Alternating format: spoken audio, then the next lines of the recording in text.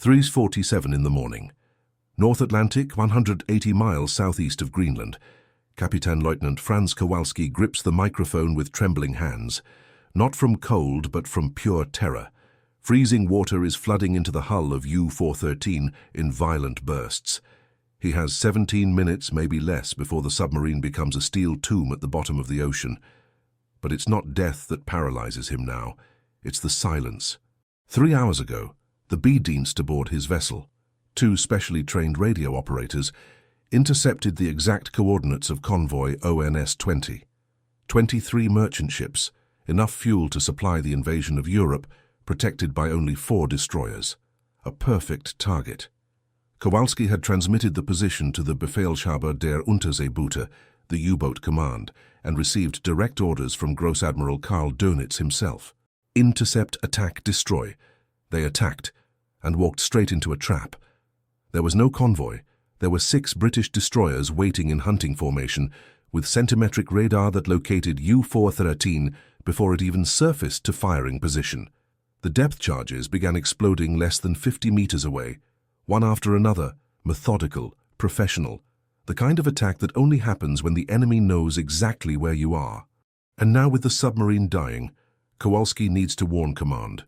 He needs to scream over the radio that something is catastrophically wrong, that the coordinates were false, that someone is manipulating Allied transmissions, that the entire German naval intelligence system may be compromised. But he can't, because if he transmits now, the British will triangulate his position in 90 seconds. And the other 6 U-boats of Gruppe Schlieffen, who also received the same false coordinates and are converging on the same trap, will die without ever knowing why. Kowalski looks at the B-Dienst operator beside him. The man still has his headset on, listening to Allied radio traffic. His lips are white. "Herr Kallo," he whispers, using the slang for Kapitänleutnant. "They're transmitting our positions, all 6 boats. They know where we are before we transmit to command. The submarine tilts 20 degrees to starboard. A blinding flash fills the control room, not a lamp exploding, sparks from the main electrical panel. 13 minutes. Kowalski squeezes the microphone. His voice comes out as a hoarse whisper, inaudible over the roar of water invading the rear compartments. How do they know? The B-Dienst operator looks at him with empty eyes. He has no answer. Nobody does. And this ignorance, this deadly silence is about to destroy the entire Kriegsmarine. 11 months earlier. October 1942, Berlin. Korvettenkapitän Ludwig Stummel shouldn't have been at Naval Intelligence Headquarters that rainy Tuesday. He was a field officer, a man of the sea, not a bureaucrat who spent days deciphering radio transmissions in windowless rooms. But after his U-boat U-559 sank in the Mediterranean with the entire crew, Stummel was promoted to the Counterintelligence Division, a euphemism for removed from combat due to trauma. The truth nobody said out loud: Stummel had survived because he was ashore when U-559 went down, and now he carried the guilt of 47 dead men, so he buried himself in work. And the work, that grey October, was glorious. The B-Dienst, Beobachtungsdienst, the Kriegsmarine's radio observation service, was living its golden age. Since October 1941, German cryptanalysts had broken British naval cipher No. 3, the code that encrypted all communications between Allied ships in the North Atlantic.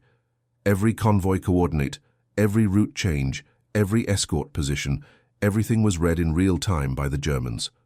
Stummel remembered the first time he saw a B-Dienst report. It was about convoy SC-107, traveling from Canada to England with 50 merchant ships. The German report listed position at 0600 GMT, speed of 7.5 knots, number of escorts, 4 corvettes and 2 destroyers, planned route through the Great Circle passing 220 miles south of Iceland, and a scheduled route change for November 3rd due to storm warning. Everything perfect, everything in real time. The U-boats intercepted SC-107 exactly where B-Dienst predicted. They sank 15 merchant ships in 3 nights. Stummel read the operational report and felt something strange. Not pride, but discomfort. It was too easy. "It's like reading the enemy's diary before he writes it," commented an analyst in the next room, laughing. But Stummel didn't laugh. He'd been at sea long enough to know that when something seems too good to be true, it usually isn't. The problem was that nobody else thought that way. B-Dienst had become the backbone of U-boat strategy. Dönitz, the supreme commander of submarines, planned every wolf-pack operation, Rudel tactic, based on radio intercepts. He positioned groups of 10 to 20 U-boats in patrol lines across the most probable convoy routes. When B-Dienst detected a convoy, Dönitz directed the nearest pack. The submarines attacked in coordinated waves, sinking more ships than the escorts could defend. In 1942, U-boats sank 1,664 Allied ships, more than 6 million tons. The British called it the submarine's happy time, but the tone was bitter. Britain was starving. If the hemorrhage continued, the war would be lost before 1944. And the hemorrhage was directly connected to B-Dienst. Stummel spent nights reading operational reports, and a pattern emerged. It wasn't just that B-Dienst provided convoy positions, it was that the Allies seemed incapable of hiding their communications. They changed routes and transmitted the new coordinates by radio. They reported U-boat attacks and sent requests for reinforcement, all encrypted in the same cipher Germany had already broken. "They don't know," Stummel murmured to himself one of those nights. "They have no idea we're reading everything." That was the supreme advantage, not just having access to enemy intelligence, but having access without the enemy knowing. Because if the Allies knew that Naval Cipher number 3 was compromised, they'd change the codes, and the entire system would collapse. So B-Dienst operated in the shadows, silent, lethal. But there was something Stummel couldn't ignore, an anomaly nobody else seemed to notice. The British were losing too many ships, not just many, too many for an enemy that should be trying to protect its supply lines. Stummel did the math. If you know your codes are being read, you change the codes. If you suspect you're being intercepted, you change tactics, use alternate routes, impose radio silence. The British weren't doing any of that. They kept using Naval Cipher number 3. They kept transmitting convoy coordinates by radio. They kept sending ships through the same routes where U-boats waited for them. It was as if they didn't know, or as if they didn't care. Stummel took his theory to his immediate superior, Fregattenkapitän Hans Meyer, head of the Counterintelligence Division. "I think the British know we've broken the cipher," Stummel said, placing a folder with graphs on Meyer's desk. Meyer didn't even open the folder. "Impossible. If they knew, they would have changed the codes." "Exactly. So why haven't they changed them?" "Because they don't know. Or because they want us to think they don't know." Meyer finally looked at him. His face was a mask of controlled impatience. "Stummel, are you suggesting the British are sacrificing hundreds of ships and thousands of tons of cargo just to make us think we haven't discovered their code?" Stummel hesitated. Put that way, it sounded insane. "Not exactly, but something's wrong. The patterns don't fit." Meyer closed the folder without looking and pushed it back. "The patterns fit perfectly, Stummel. We're winning the war in the Atlantic because our B-Dienst is superior. The British are desperate, not strategic. They transmit by radio because they have no choice. They can't coordinate convoys without communication. It's that simple." "But what if—" "There's no what if. You want advice? Stop looking for problems where none exist. B-Dienst is the jewel of the Kriegsmarine. Dönitz trusts it completely. The Führer trusts it. Are you going to question the Führer?" Stummel knew when to stop. He grabbed the folder and left. But the feeling didn't disappear. Because Stummel had a premonition, that sailor's intuition that had kept him alive through 3 years of submarine warfare, that something terrible was about to happen. And he was right. May 1943, North Atlantic. May was the month everything collapsed. The numbers were impossible. In a single month, 41 U-boats were destroyed. 41. Of the 240 operational submarines in the Kriegsmarine, almost 1 in 6 was annihilated in 30 days. Loss rates exceeded construction rates for the first time in the war. And worse, for the first time, U-boats sank fewer merchant ships than were sunk themselves. The war in the Atlantic had turned. Dönitz convened emergency meetings. He demanded explanations. Submarine design engineers were interrogated. Were there structural failures in the hulls? Tactical officers were pressured. Were the attack formations wrong? U-boat commanders were interviewed. Was there cowardice, hesitation, failure of leadership? Nobody had answers. Because the U-boats weren't being sunk due to German error, they were being hunted. The Allies knew where each submarine was. They knew when they surfaced to recharge batteries. They knew patrol routes, attack positions, even secret refueling points where U-boats met tanker ships. Long-range aircraft appeared out of nowhere without radar warning and dropped depth charges before crews could dive. Destroyers converged on U-boat positions as if they had detailed maps. Convoys changed routes exactly before entering ambush zones. It was as if the Allies were inside Dönitz's operations room, reading every order before it was transmitted. And in a way they were. But nobody in Germany knew this. Not Stummel, not Dönitz, not even Hitler himself. The truth was hidden at Bletchley Park, England. A complex of Victorian mansions converted into a cryptanalysis centre where 9,000 people worked in absolute secrecy. There, mathematicians, linguists and engineers operated giant electromechanical machines called bombs, designed by mathematician Alan Turing. These machines, along with codebooks captured from U-559, that same U-boat Stummel should have commanded, allowed the British to break the German naval enigma. Every message Dönitz sent to U-boats was read by the Allies within hours, sometimes within minutes. But there was a symmetrical problem. The Germans were also reading Allied messages. B-Dienst still had access to Naval Cipher No. 3. It still intercepted convoy coordinates. It still provided intelligence that Dönitz used to position his wolf packs. So both sides were reading each other's codes. It was a shadow war where every move was observed, every message deciphered. And in this type of war, whoever acts first wins. The Allies began acting first. But not in a way that Stummel or any other German officer could predict. The British Admiralty knew it had a devastating problem. B-Dienst was bleeding critical information. Every planned convoy was a death sentence for merchant ships. But simply changing codes wasn't enough, because if the Allies suddenly switched to a new cipher, the Germans would immediately know the old one had been compromised. And if they knew that, they'd start investigating how the Allies found out. And that could lead them to the truth about Enigma, that it was also broken. It was a delicate balance, a chess game where every move needed to seem natural, not intentional. So the Allies did something extraordinary. They began planning the code change for June 1943, but before that, they implemented something much more cruel. They started using B-Dienst against the Germans themselves, May 15, 1943. Submarine Tracking Room, London. Commander Roger Wynne had the eyes of a man who hadn't slept for 3 weeks. As head of the Submarine Tracking Room, the room where all U-boat positions were plotted in real time, he lived in a state of perpetual tension. His desk was covered with maps, decrypted Enigma reports, and convoy movement charts. But that morning he wasn't looking at maps. He was looking at a one-page memorandum, stamped with Most Secret, Ultra. The memorandum had a simple title, Operation Deceptive Wireless, Implementation Phase. Wynne read it twice, then 3 times.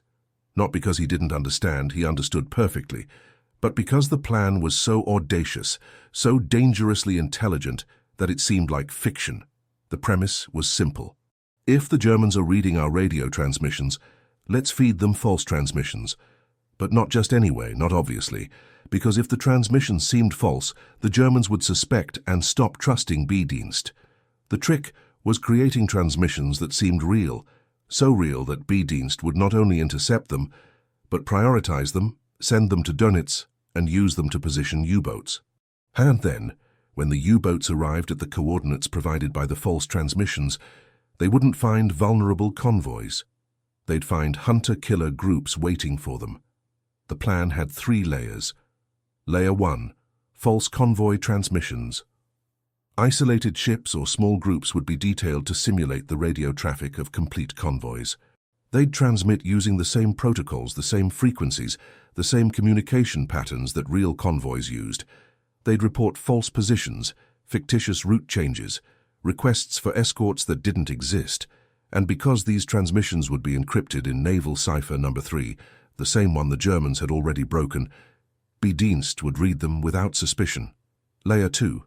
Operator patterns. The genius was in the details.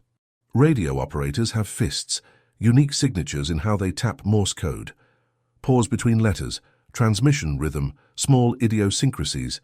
German B-Dienst catalogued these signatures to track individual operators and validate authenticity. So the Allies trained operators to replicate the fists of real convoy operators. They even rotated operators to simulate shift changes, exactly as happened on real ships. The Germans expected to see these rotations. They considered inconsistencies as a sign of authenticity, because real military operations are messy. Layer 3. Cross-intelligence.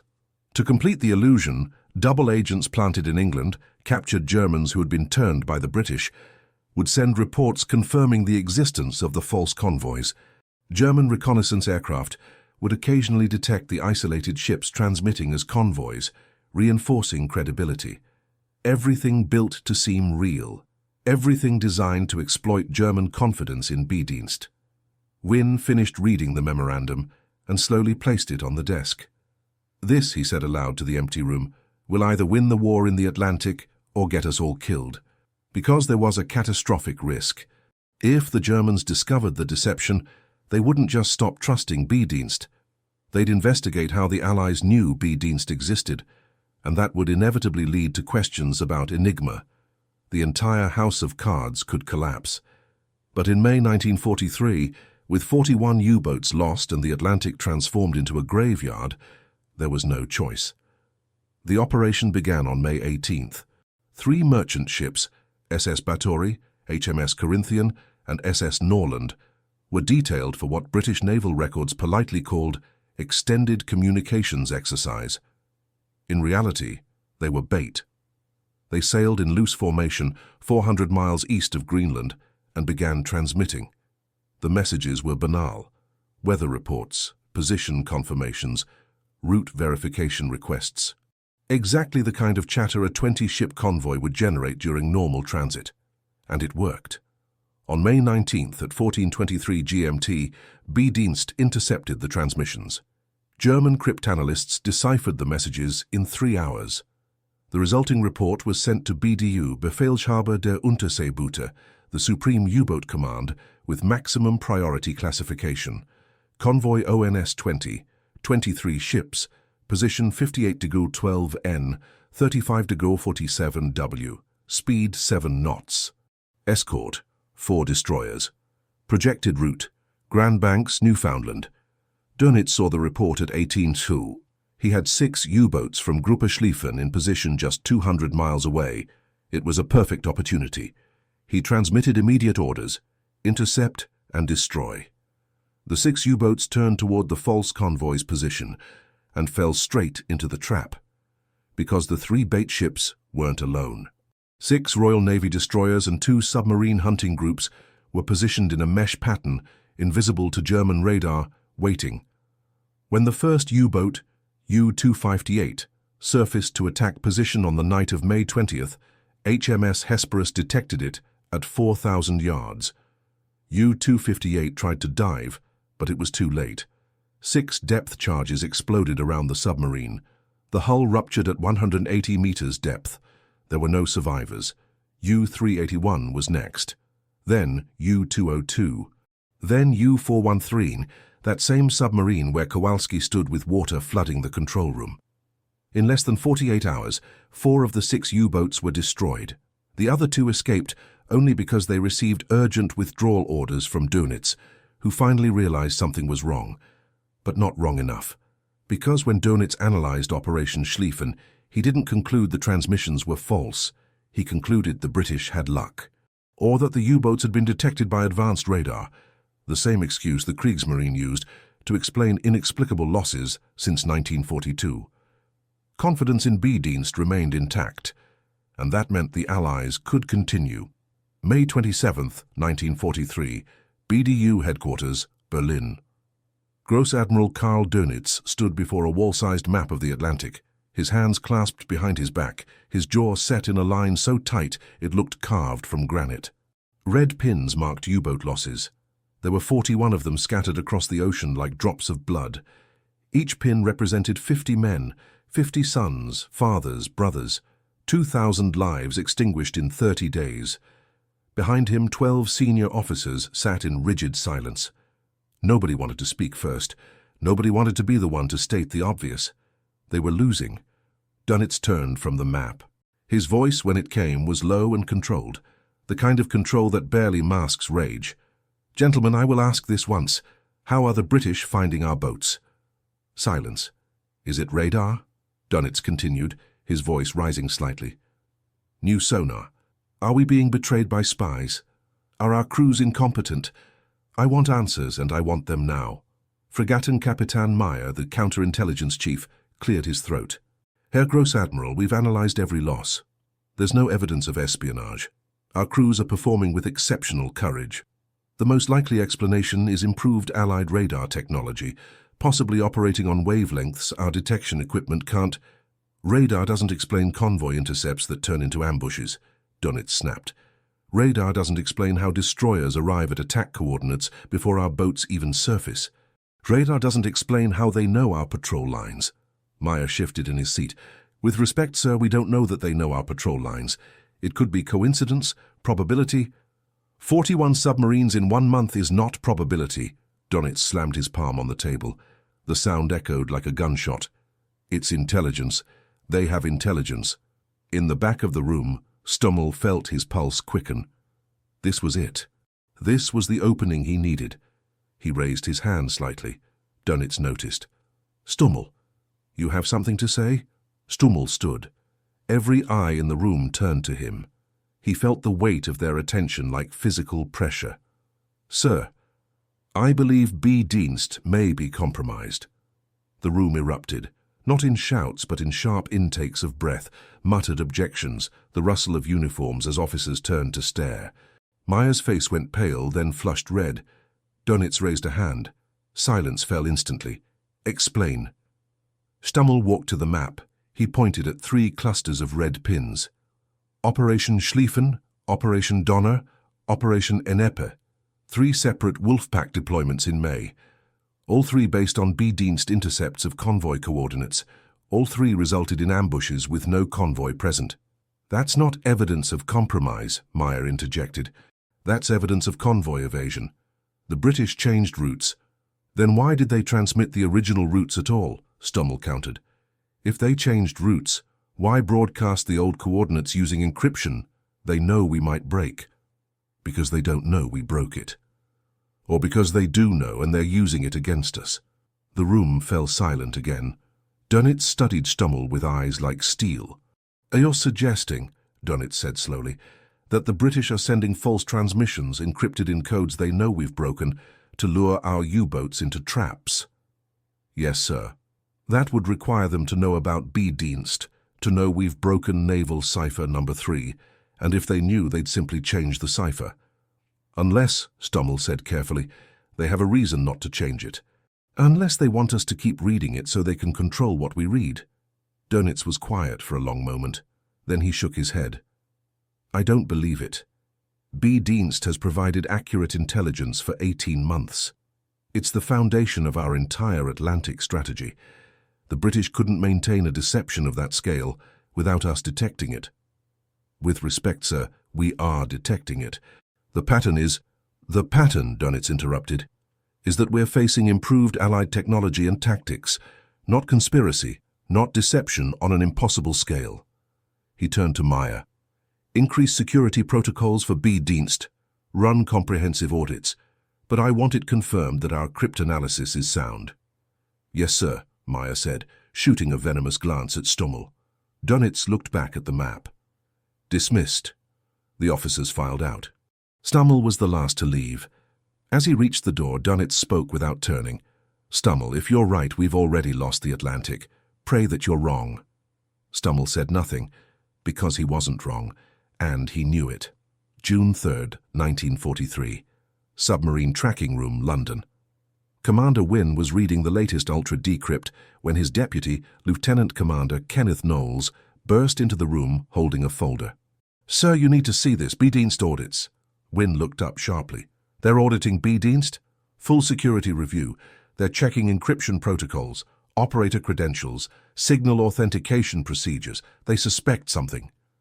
Wynne felt ice run through his veins. This was the nightmare scenario.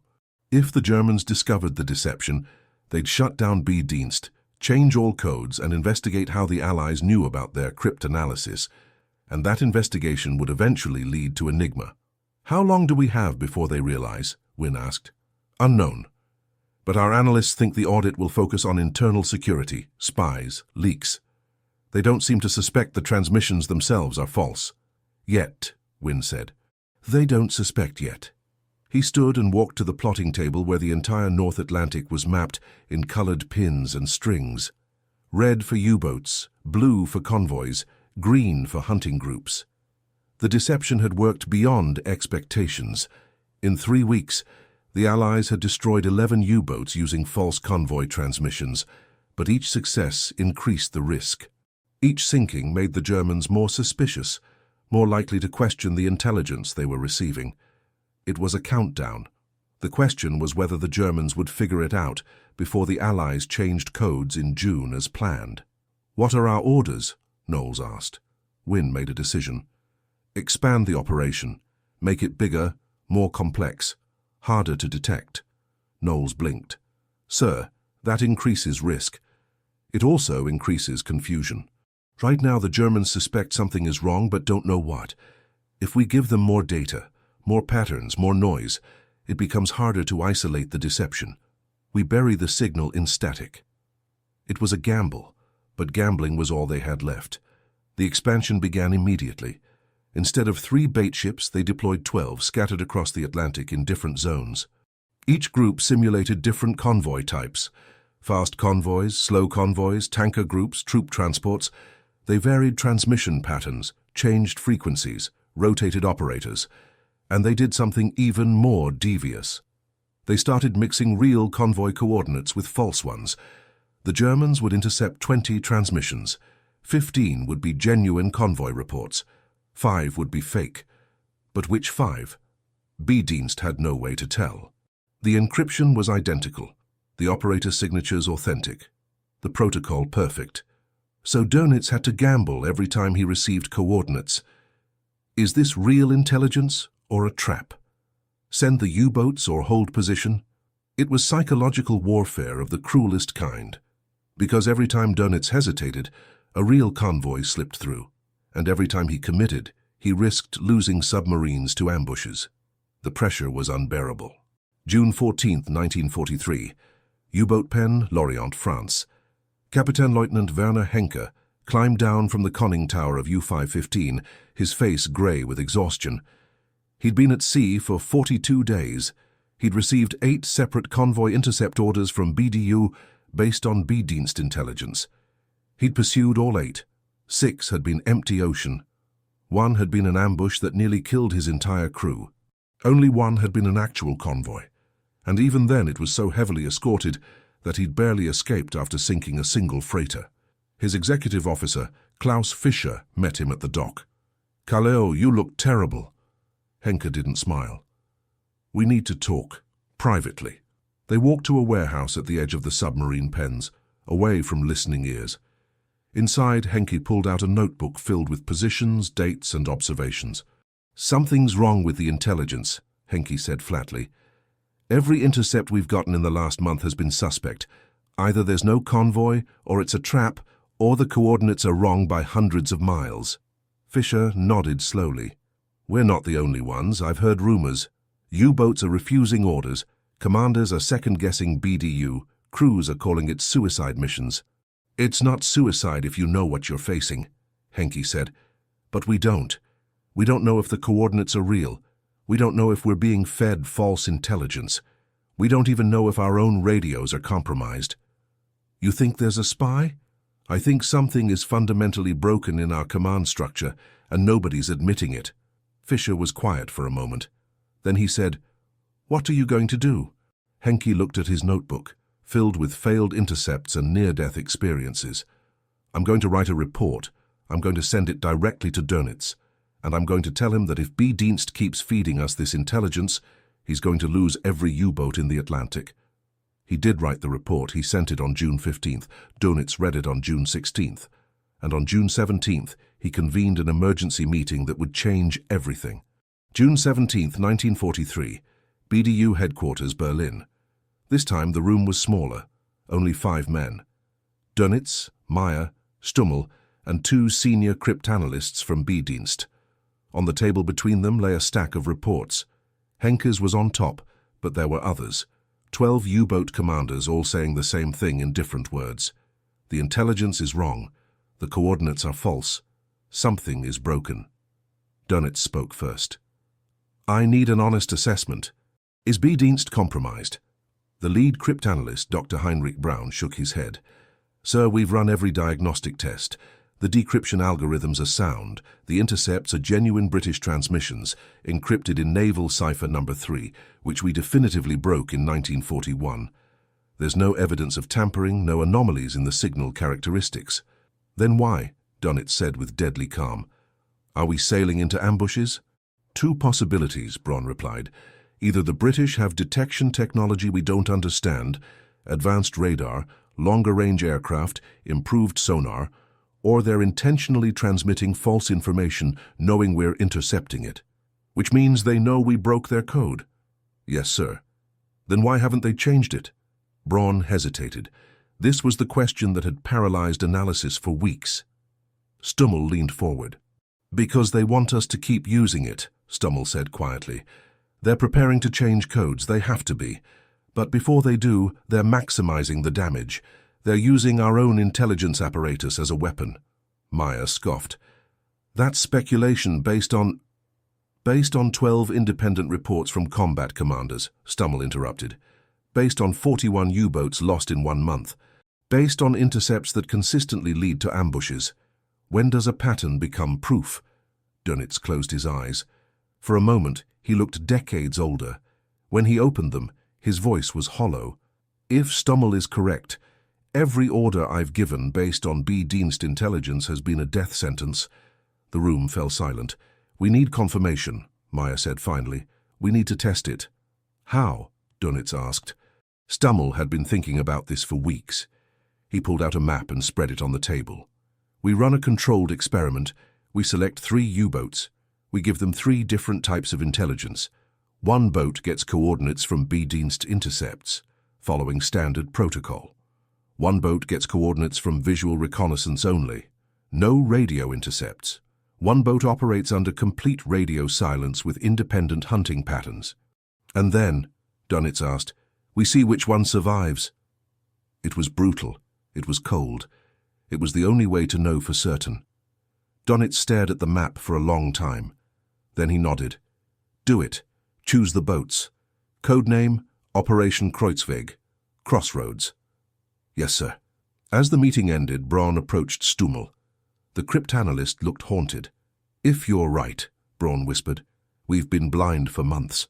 They've been feeding us poison while we smiled and asked for more. Stummel met his eyes. If I'm right, they've already won. We're just waiting to realize it.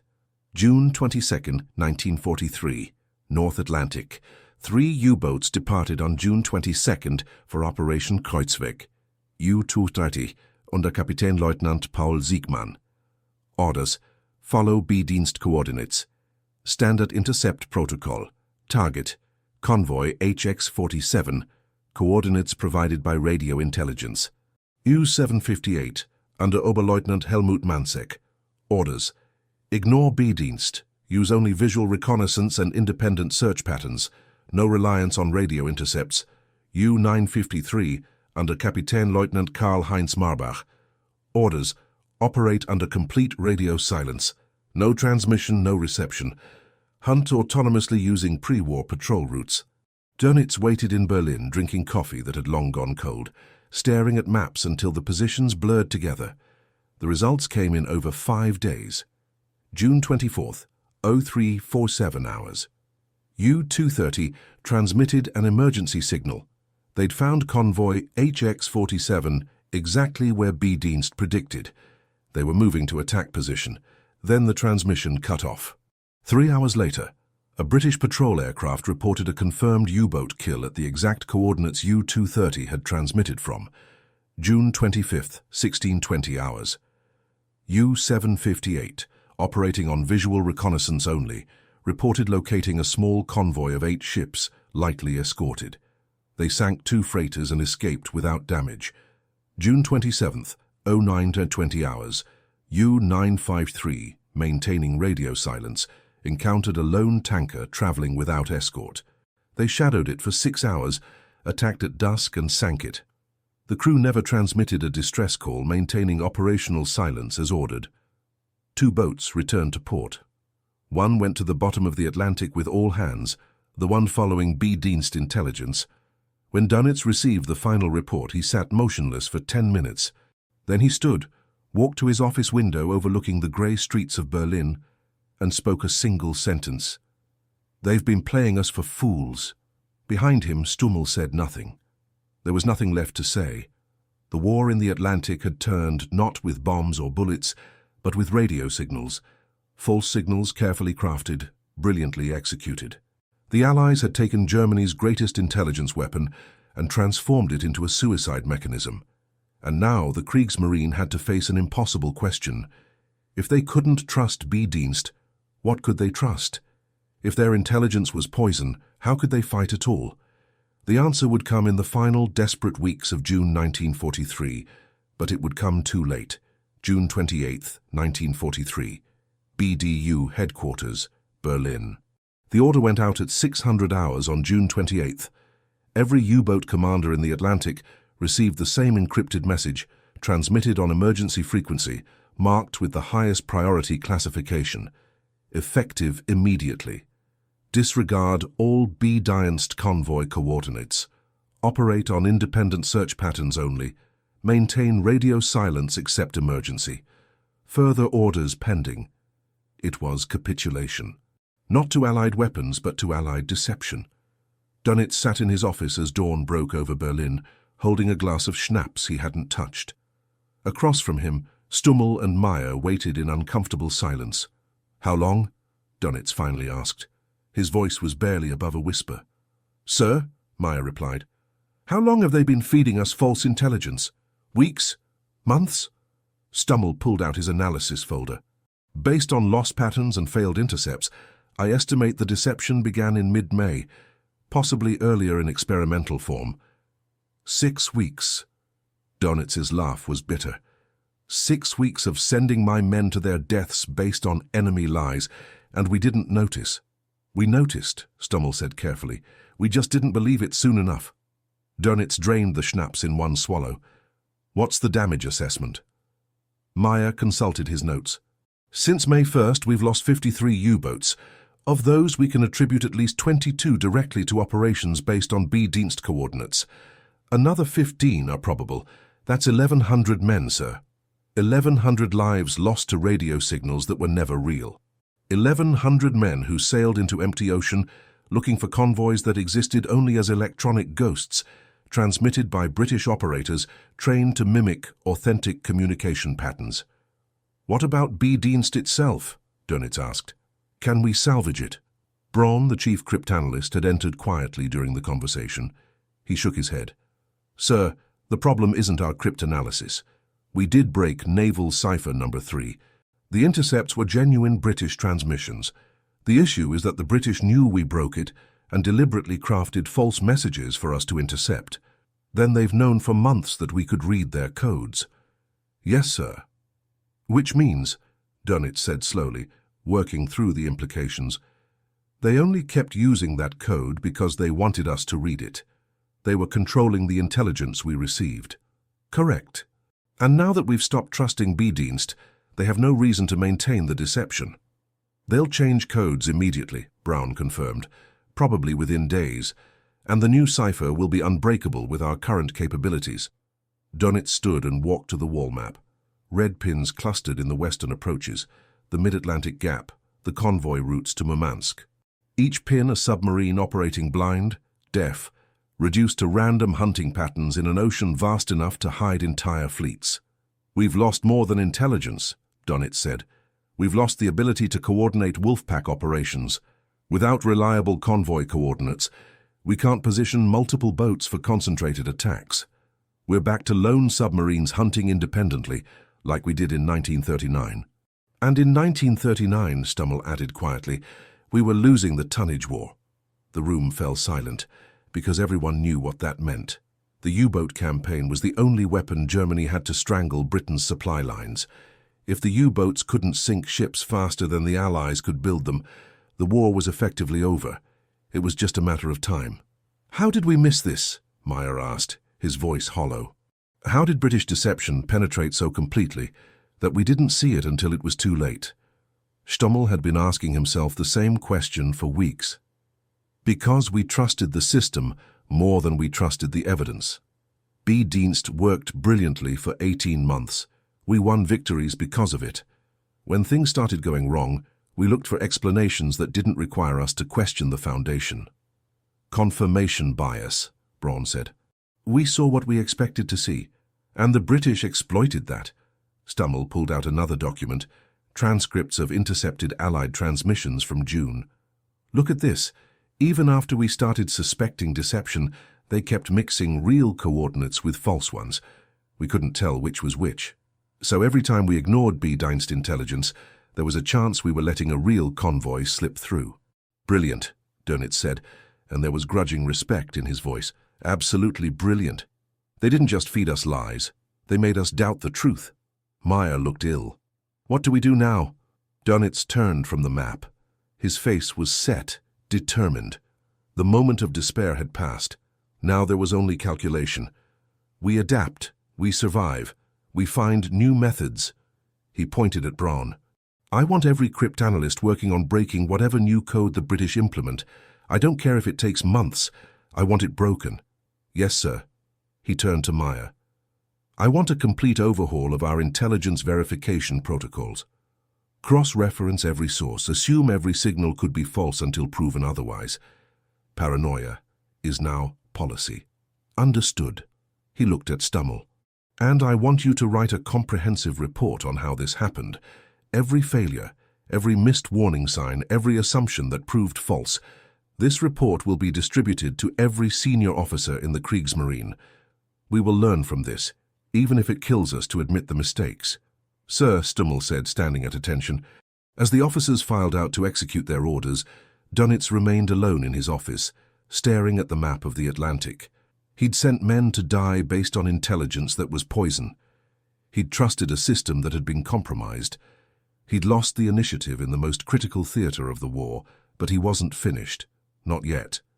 The war in the Atlantic would continue, but it would continue in darkness, without the guiding light of reliable intelligence, with U-boats hunting blind in an ocean that had suddenly become infinitely more dangerous. June 10th, 1943. Bletchley Park, England. While the Germans were discovering the extent of the deception, the Allies were preparing the final stroke. Alan Turing stood in front of the bomber machines, 10 tons of rotating drums and electrical circuits that clicked and whirred as they tested thousands of Enigma settings per second. These machines, along with the brilliant minds that operated them, had given Britain the ability to read German naval communications in near real time. But that advantage was about to change. Commander Edward Travis, the director of Bletchley Park, approached Turing with a folder marked Most Secret Ultra. "The Admiralty has confirmed. Naval Cipher Number 3 will be replaced on June 10th. The new system, Cipher Number 5, uses entirely different protocols. Even if the Germans suspect the old code was compromised, they won't be able to prove it." Turing nodded. "And B-Dienst? Will suddenly find themselves reading gibberish. They'll know immediately that we've changed codes, but by then the damage is done. They've already abandoned B-Dienst as an intelligence source because they think it's been feeding them false information, which it has been." "Exactly." Travis smiled. It was a cold smile. "So even if they crack Cipher Number 5 eventually, they won't trust it. We've poisoned their confidence in radio intelligence permanently." It was psychological warfare at its most sophisticated. The Allies hadn't just broken German intelligence, they'd made the Germans break it themselves by losing faith in their own capabilities. Turing walked to a blackboard covered in mathematical equations. "The Americans are contributing significantly now. Their cryptanalysis teams, their production capacity, their escort carriers. The Battle of the Atlantic is becoming winnable." "It's already won," Travis said. "The Germans just don't know it yet." And he was right. The statistics told the story. In May 1943, 41 U-boats were lost. In June, another 17 would go down. But the merchant ship losses had plummeted. For the first time in the war, the Allies were sinking U-boats faster than Germany could build them, while simultaneously producing merchant ships faster than the U-boats could sink them. The curve had crossed. The mathematics of attrition now favored the Allies, and a significant factor in that victory was Operation Deceptive Wireless, the radio deception that had turned B-Dienst from an intelligence asset into a liability. How many U-boats did we sink directly through the false transmission operations? Turing asked. Travis consulted his notes. Confirmed kills directly attributable to deception transmissions. 22. Probable kills where deception was a contributing factor. Another 18 total, 40 submarines. 2,000 men. 2,000 men who would have sunk merchant ships, killed Allied sailors, prolonged the war. Travis's voice was hard. War is mathematics, Turing. We sacrificed nothing to achieve this. We simply transmitted radio signals and let the enemy destroy themselves. Turing was quiet for a moment. And the moral dimension? Deception is as old as warfare. We didn't violate any conventions, we simply outthought them, by making them kill their own men through misdirection. Would you prefer we let them sink our merchant ships, let Britain starve? Travis's voice softened slightly. I understand your discomfort, but this is what winning looks like. Not glorious, just effective.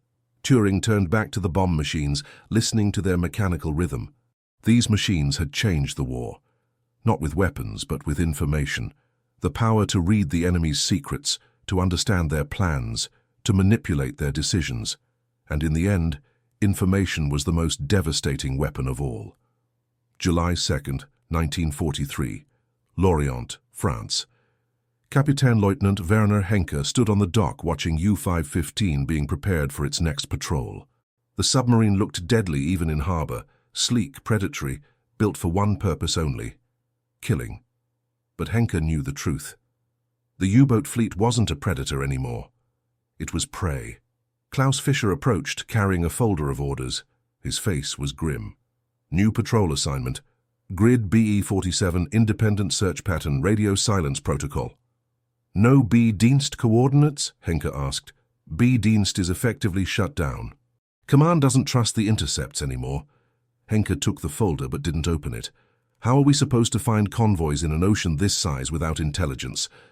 Fischer had no answer, because there wasn't one. The mathematics were brutal. The North Atlantic covered roughly 3 million square miles. A convoy of 50 ships might occupy a few square miles at most. Without intelligence to narrow the search, a U-boat could patrol for weeks without encountering anything except empty water. We're blind, Henke said flatly.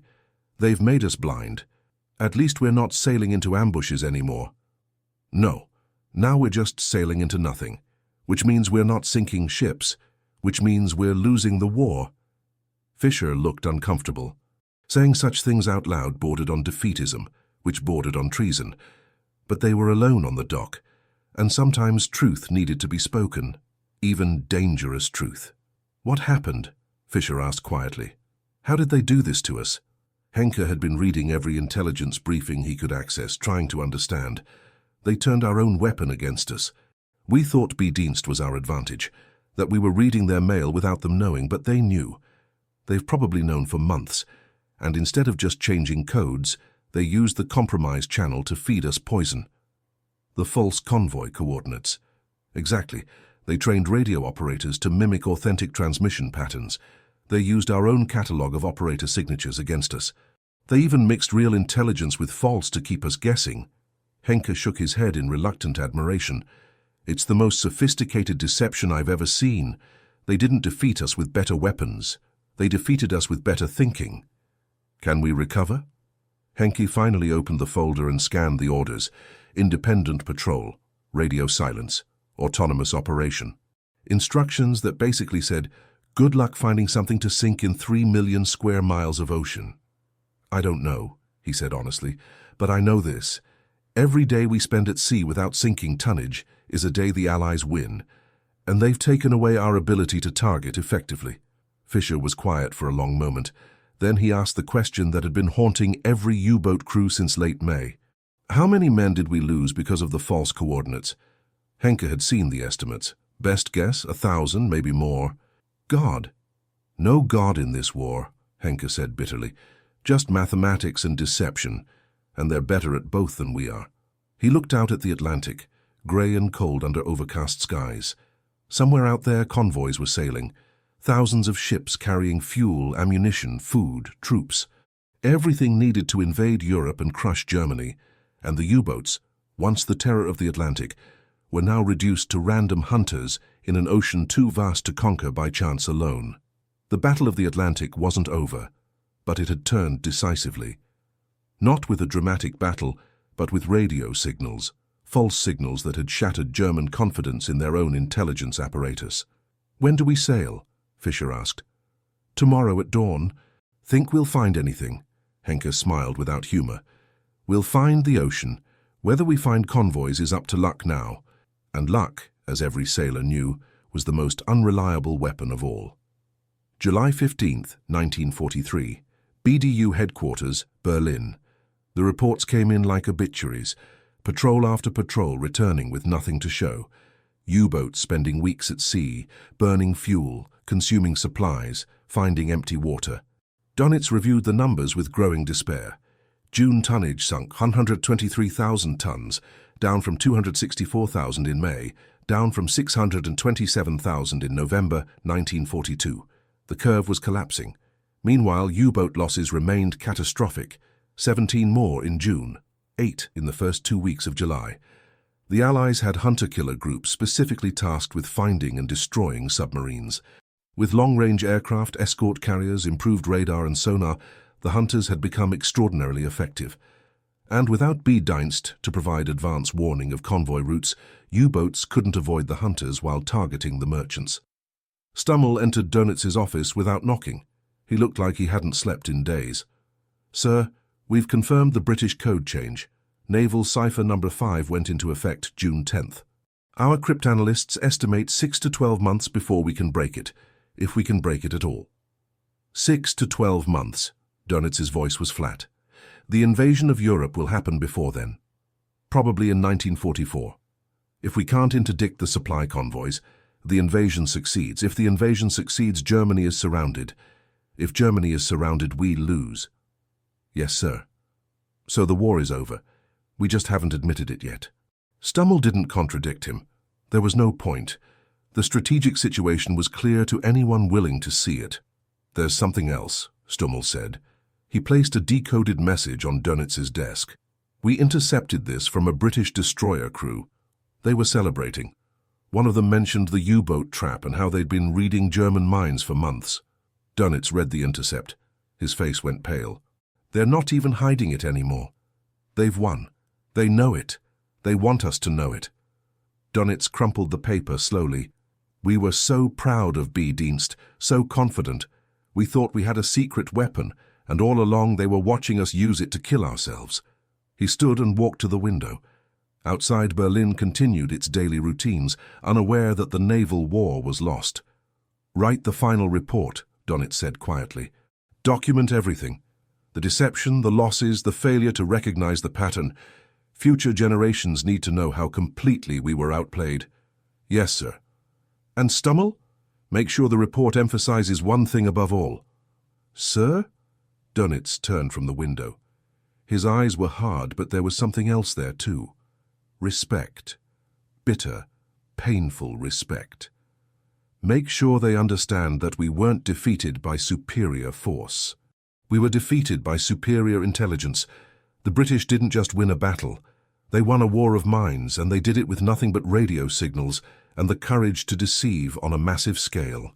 Stummel saluted and left to write the report that would become a classified study in intelligence failure, a cautionary tale about the dangers of trusting any system too completely, of ignoring warning signs, of underestimating the enemy's ability to deceive. But that report wouldn't be declassified until decades after the war. For now, it remained secret, known only to the men who had lived through the catastrophe, who had watched as their most valuable intelligence asset transformed into a weapon that killed their own men. The Battle of the Atlantic continued for another 2 years. U-boats still sailed, still fought, still sank ships, but they never regained the initiative. Never again achieved the success rates of 1942. Never again had the advantage of comprehensive signals intelligence telling them exactly where to hunt. The radio twist had worked.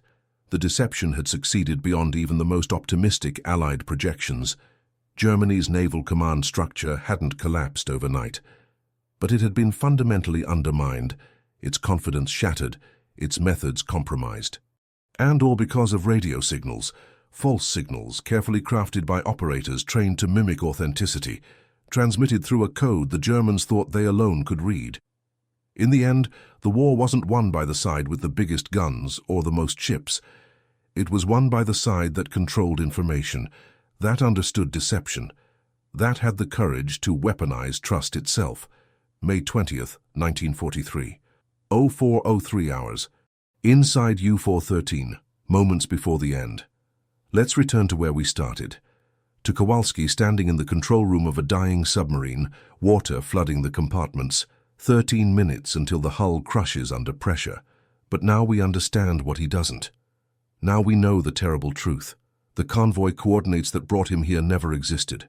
The transmission his B-Dienst operators intercepted was false, crafted by British radio operators trained to mimic authentic patterns, encrypted in a code the British knew Germany had broken, transmitted specifically to lure U-boats into this exact position. Kowalski is staring at the radio equipment, trying to understand how the British knew his position before he transmitted it. He doesn't know about Enigma, doesn't know that every message from BDU to U-413 was being read at Bletchley Park in near real time, doesn't know that the entire German naval intelligence apparatus had been compromised for months. All he knows is that something is impossibly wrong. The submarine shudders. 10 degrees more to starboard. The lights flicker and die, replaced by emergency red lighting that makes everything look like it's already underwater. 9 minutes. The B-Dienst operator beside him pulls off his headset. His voice is shaking. Kalu, they're transmitting in clear, not even encrypted. They're saying target acquired, U-boat contact confirmed, all units converge. In clear? Kowalski's mind races. Why would the British transmit tactical information without encryption, unless they want us to hear it? Unless they're making absolutely certain we know we've been caught. It's psychological warfare, the final cruelty, making sure the Germans understand in their last moments that they've been played. Orders, sir? The executive officer's voice cuts through the chaos. Water is up to their ankles now. Kowalski has a choice. Transmit a warning to the other U-boats in Gruppe Schlieffen revealing his position and guaranteeing his death. Or maintain silence, escape if possible, but let his fellow submarines sail into the same trap. It's not really a choice at all. He grabs the microphone. All Schlieffen units, this is U-413. Coordinates are compromised. Repeat, coordinates are compromised. No convoy present. British hunter-killer group in position. Abort mission. Abort. The explosion cuts him off. Not a depth charge this time. A direct hit from a destroyer's forward gun, firing at point-blank range at the submarine's exposed conning tower. The shell penetrates the pressure hull. Seawater erupts into the control room with the force of a fire hose. Men are thrown against bulkheads. Equipment explodes. The submarine loses all forward momentum and begins the final descent. 6 minutes becomes 30 seconds. Kowalski's last thought, as freezing water closes over his head, is bitter clarity. We were never hunting them. They were hunting us the whole time. U-413 implodes at 220 meters depth. All 47 crew members are killed instantly. But Kowalski's warning transmission reaches 3 of the other U-boats. U-468, U-221, and U-569 receive the abort order and break off their intercept patterns. They survive. U-258, U-381, and U-202 never receive the transmission. They continue toward the false convoy coordinates. All 3 are destroyed within 18 hours. 24 men saved by 1 dying transmission. 141 killed by deception they never saw coming. The mathematics of intelligence warfare, written in blood and seawater. August 1943. The Atlantic. By August, the transformation was complete. The U-boat fleet, once the apex predator of the Atlantic, had become an endangered species. The statistics told a story of systematic destruction. In the first 5 months of 1943, Germany lost 96 U-boats. The construction yards were building them as fast as possible, but losses now exceeded production. The fleet was shrinking, and the merchant ship losses had plummeted. In August 1943, U-boats sank only 61,000 tons of Allied shipping, down from a peak of 700,000 tons in November 1942. The Battle of the Atlantic hadn't ended, but its outcome was no longer in doubt. Commander Roger Wynne stood in the submarine tracking room, looking at the plot board where red pins marked U-boat positions. There were far fewer pins than there had been 6 months ago. "We broke them," his deputy said quietly. "We broke their intelligence apparatus," Wynne corrected. "The U-boats themselves are still dangerous, but they're hunting blind now, and blind predators don't last long." The false convoy operations had officially ended in late June when the Allies switched to Naval Cipher No. 5, but the damage was done. German confidence in radio intelligence had been shattered.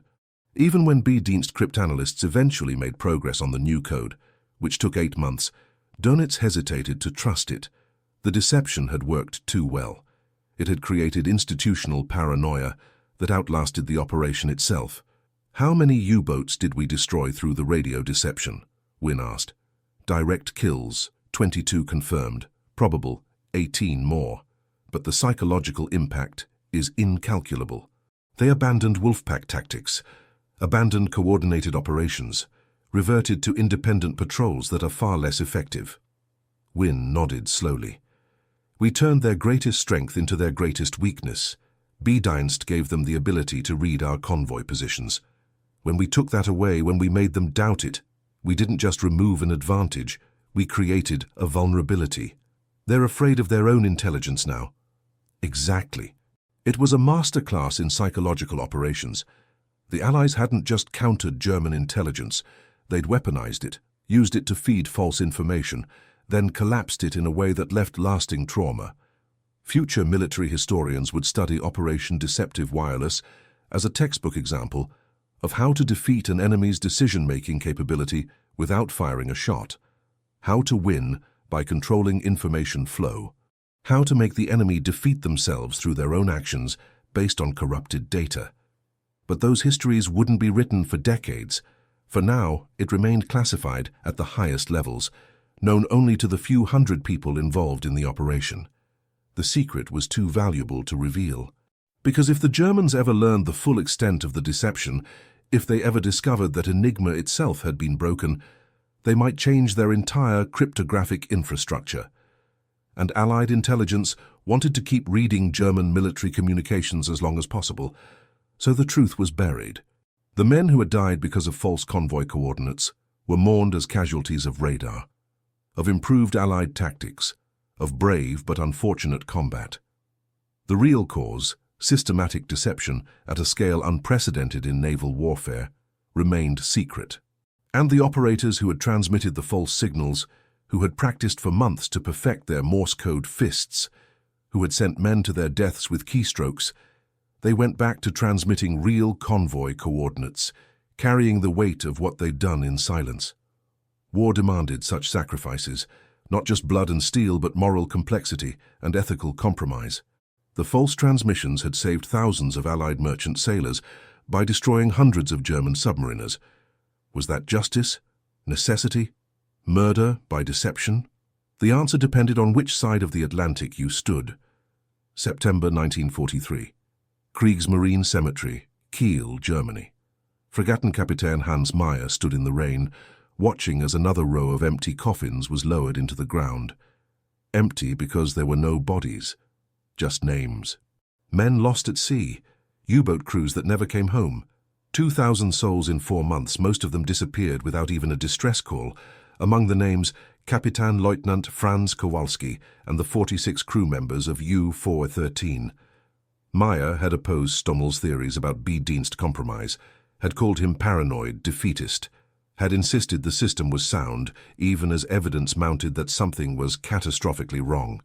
And now he stood in a cemetery full of men who had died because he'd been too confident, too trusting, too slow to question. Stummel stood beside him, equally silent. Neither man spoke. What was there to say? "I should have listened to you," Meyer finally said. "We all should have questioned sooner," Stummel replied. "I saw the pattern, but I didn't scream loud enough. I let procedure and hierarchy slow down the truth. That's on me too. How many did we lose because of the false coordinates? We'll never know exactly. Best estimate is 30 to 40 U-boats, somewhere between 1,000 and 1,500 men." Meyer closed his eyes. 1,500 lives, lost not to enemy action, but to enemy deception that German intelligence had failed to detect until it was too late. "What happens now?" Meyer asked. "Now we live with it. We document it. We learn from it. And we hope the next generation of intelligence officers reads our reports and doesn't make the same mistakes." "Will they?" Stummel looked at the rows of empty coffins stretching away into the rain. "Probably not. Humans are very good at repeating history, especially the painful parts." They stood in silence as the burial ceremony concluded. As families wept for sons and husbands whose bodies would never be recovered, whose final moments remained mysterious, whose deaths had been orchestrated by enemy signals they never suspected were false. This was the real cost of the radio twist, not just strategic defeat or tactical failure, but human lives destroyed by information warfare. Young men who had believed their intelligence service, trusted their commanders, followed orders that led them into carefully prepared traps. And on the other side of the Atlantic, Allied sailors who had been saved by those same deceptions. Merchant crews who delivered their cargo safely because U-boats were hunting phantom convoys instead of real ones. Escort commanders who had won battles because they knew exactly where the enemy would be and when. War is mathematics. For every life saved, another lost. For every victory, a corresponding defeat. The moral calculus is brutal and inescapable. The false transmissions had worked. They had achieved their strategic objective. They had helped turn the tide in the Battle of the Atlantic, which helped win the war, which saved democracy in Europe. But the cost was measured in empty coffins and grieving families on both sides of the conflict. Meyer turned away from the cemetery. "I'm resigning my commission." Stummel looked at him in surprise. "What?" "I can't do this anymore. I failed those men. I failed to see the deception when evidence was right in front of me. I'm not fit for intelligence work. You're one of the best analysts in the Kriegsmarine." "I was. Before this.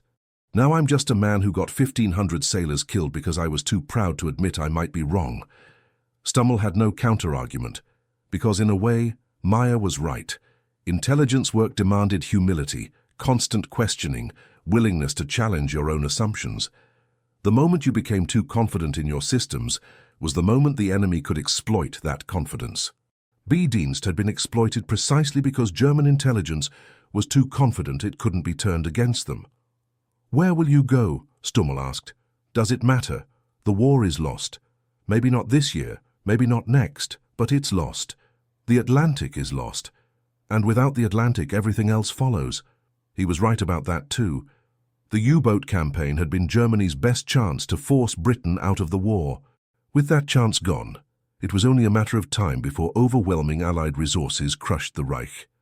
Meyer walked away through the rain, leaving Stummel alone among the graves. 1946, London, England. Commander Roger Wynne sat in a small office in the Admiralty, writing the official history of the submarine tracking room. Much of it would remain classified for 50 years, but portions could be released, carefully edited to remove any reference to Enigma or the true scope of Allied cryptanalytic capabilities. He was writing the section on May-June 1943 when someone knocked on his door. "Come." A young woman entered, carrying a telegram. "Sir, this just arrived from Germany." Wynne took the telegram and read it. His expression didn't change, but something flickered in his eyes. The telegram was from Ludwig Stummel, now a civilian, working as a university professor in Hamburg teaching naval history. The message was brief. "Researching Battle of Atlantic, stop, request confirmation. If convoy ONS 20 existed. Stop, need for historical accuracy. Stop." Wynne stared at the telegram for a long moment. Then he picked up a pen and wrote a response. "Convoy records remain classified. Stop cannot confirm or deny, stop suggest consult official war histories stop. It was a non-answer, but it was answer enough. Because Stummel would understand what the silence meant. He would know that his suspicions had been correct, that ONS-20 had been bait, that the entire deception had been real. And he would know that the truth would remain buried, probably for decades, perhaps forever. Wynne filed the telegram away and continued writing. He chose his words carefully. In May 1943, U-boat losses reached unprecedented levels due to a combination of improved Allied radar, increased air coverage, and enhanced tactical coordination. The German Naval Intelligence Service, B-Dienst, suffered from decreased effectiveness during this period, for reasons that remain under investigation. It was technically true, and it revealed nothing. The real story, the false transmissions, the operator training, the deliberate exploitation of B-Dienst confidence, would remain classified until 1996. By then, most of the people involved would be dead. The veterans who had transmitted the false signals, the German cryptanalysts who had decrypted them, the U-boat commanders who had died following them, but the lessons would survive. Studied by intelligence agencies around the world, taught in military academies, analyzed in classified seminars on information warfare and psychological operations, the radio twist that almost collapsed Germany's naval command structure became a template, a proof of concept that deception could be as powerful as weapons, that information control could win wars, that the enemy's trust in their own systems could be weaponized against them. Modern intelligence operations, from Cold War disinformation campaigns to contemporary cyber warfare, all trace their lineage back to operations like this. To the understanding that the human mind is vulnerable not just to false information, but to the betrayal of trusted systems. Wynne finished the section and closed the folder. Outside, London was rebuilding. The war was over. The dead were mourned. The secrets were buried. But somewhere in a university in Hamburg, a former German intelligence officer was teaching students about the importance of questioning assumptions, of maintaining healthy skepticism, of never trusting any system so completely that you can't see when it's been compromised. And somewhere in the depths of the Atlantic, the wreckage of U-413 rested on the ocean floor, a tomb for 47 men who had died believing they were hunting a convoy that never existed. The radio twist had worked. The deception had succeeded. The Battle of the Atlantic had been won. But the cost, measured in lives lost, families destroyed, trust shattered, would echo through history long after the last submarine had been scrapped and the last veteran had died. War is mathematics, but the numbers represent human beings. And that is the truth that no amount of strategic success can ever erase. If this story gave you chills, tap that like button. It signals to YouTube that authentic World War II intelligence operations matter more than recycled facts everyone already knows. Hit subscribe because we're bringing you a forgotten piece of history every single week. Real battles fought with minds, not just weapons. Operations that changed the outcome of wars but never made the textbooks. Drop a comment telling us where you're watching from. This community stretches from São Paulo to Berlin, from Navy veterans to history students, from engineers to teachers. You're not just a number in the analytics. You're helping preserve the memory of 1,500 submariners who died in a deception they never saw coming. Men like Kapitänleutnant Kowalski and Commander Wynne deserve more than dusty archives. Share this video with someone who thinks they know everything about World War II. Because odds are they've never heard about the radio twist that collapsed the Kriegsmarine from within. Thank you for watching. And thank you for making sure these intelligence warriors on both sides of the Atlantic aren't forgotten by history. Stories like these survive because people like you care enough to remember.